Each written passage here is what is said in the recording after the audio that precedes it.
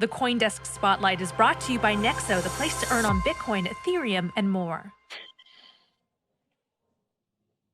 All right, so the greatest performing asset in the crypto space by far and away are NFTs. Non-fungible tokens are up 5,900% year to date, according to investment management firm Arca, which is remarkable. And arguably, our next guest helped launch this year's hype cycle. He saw the potential of NFTs early on. He spearheaded Beeple's auction, the most expensive NFT ever sold, for $69 million. Joining us now is Christie's head of digital art and online sales, Noah Davis. Welcome to the show, Noah. Great to have you here. Thank you so much for having me. All right, so I'm really excited about Christie's initiatives, which you have been leading. And just first off the bat, I would love to know how you initially got it over the hump at this 254-year-old auction house to accept electronic payments. How did you do that? What was the reception like? And take it away. I mean, so I think that the reason we were able to do what we did with Beeple was thanks to a lot of important pieces of context, but probably most important was the fact it was the end of the pandemic, or the first round of the pandemic. And we had gotten used to taking risks and doing things a little bit differently, just by nature of having to in order to survive as a business. So I put together, for example, my first sale ever in absentia without being in the building at Christie's. We sold a ton of art without being there. So selling art that doesn't exist as that next step was actually kind of simple. I let the business know that we had an opportunity to accept cryptocurrency payments, which I knew a lot of people at the executive level. And they're okay with that now. Yeah, they were. No, that was actually what helped get it across the finish line. That was an incentive. It was not a scary thing. It was an exciting thing. But I mean, there's a lot of technical hurdles to that. I mean, how do you custody your crypto, accepting the payments, and managing all that? Yeah, so it was a challenge for sure, and I'm really so lucky to have an amazing support team behind me at Christie's who are adapting and innovating alongside this whole NFT revolution.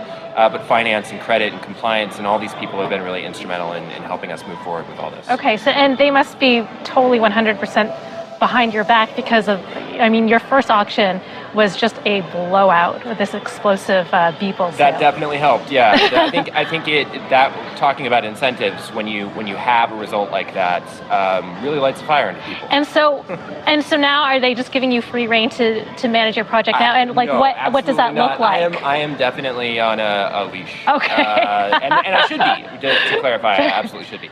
But my expertise is really just in the salesmanship. I'm an art guy. I come from an art background. I'm really looking forward to creating a drum roll for all of the things that we have coming up. That's my job. Would you say now, though, they are 100% into NFTs right now and supporting you? And so what does that look like going forward at Christie's? Well, going forward, I mean, I've abandoned all hope trying to consult my crystal ball. I don't think that's really a smart thing to do in crypto or NFTs. But I think going forward, we're looking towards being more unassailably on-chain. We're right now very much off-chain in the way we conduct our auctions. A lot of things are not automated, they're manual when they could be and should be automated. And that's my goal, is to bring us into a future where our NFT sales are wholly on-chain. And do you know what chain? Well, I don't know. Okay. But I mean, if I were a betting man, I'd bet Ethereum. I just like Ethereum.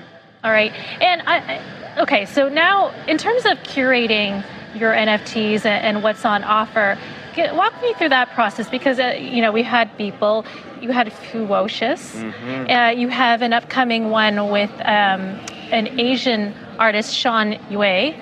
Sean Yue is a collector. Okay. Yeah, we're selling NFT punks collection and apes and meebits from Sean's collection. Okay. And then we jump right back into New York and we sell curio cards and art blocks curated as part of our October 1st sale. Actually, I'm really, really excited about that one because there's a lot of groundbreaking firsts with those offerings. So the October 1st sale is a live auction in New York with the auctioneer, and COVID willing, we will have an audience in attendance. There will be people on the phone bidding.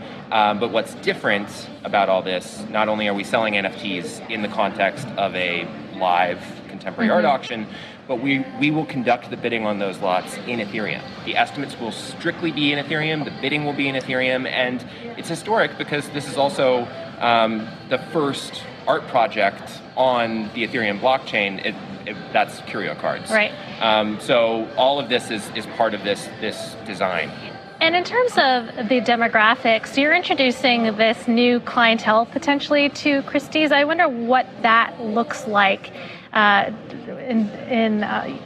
they new? Are they used to these new clienteles?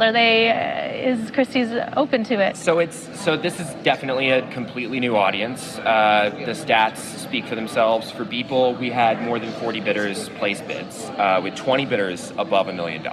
And of those 40 plus people, only 3 were previously known to Christie's. So otherwise, completely new demographic, skews younger, more tech savvy, but is very, very global. None of this is surprising. But we are also seeing members of the old world, the old traditional art collecting world, stepping in and downloading MetaMask and buying Ethereum. Wow. And okay. I've been on the other end of these phone calls helping them to do this. And it's really incredible. I mean, I think that we've seen probably more movement from the crypto space, the NFT collecting space, into the fine art collecting space, which is really interesting. Justin Sun famously bought some lots from our London evening sale just after underbidding Beeple.